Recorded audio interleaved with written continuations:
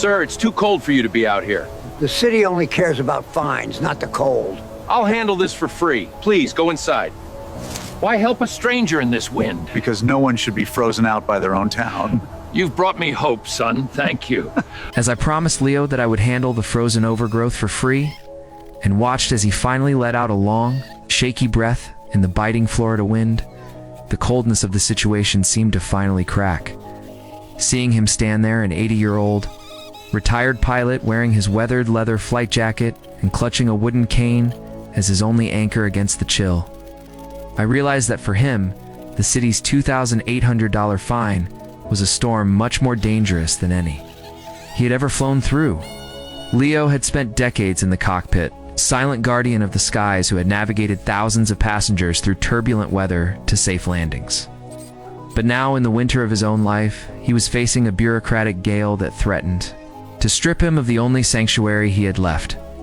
The Albuquerque morning was crisp, the air sharp enough to sting, and the dense, brittle weeds that had aggressively claimed his walkways were more than just an eyesore. They were a treacherous barrier for a man whose legs no longer obeyed the commands of a pilot's mind.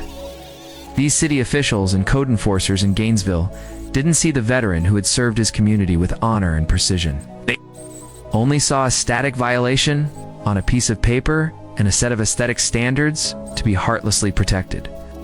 Since he had grown too frail to fight back against the creeping wild, the home he had worked his entire life to preserve had become a source of crushing daily anxiety, a reminder that the world he once protected was now turning its back on him.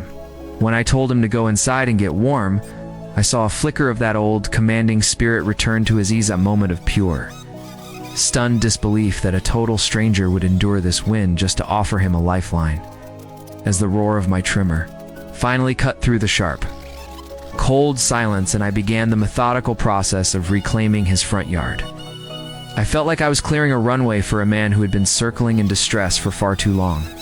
Each square foot of concrete, I revealed, cutting through the dry, frozen stalks that had trapped him, felt like a restoration of the dignity he thought had been lost to age and isolation. Leo watched from behind the glass of his porch, his expression a mixture of relief and wonder, realizing that he wasn't alone in this fight after all.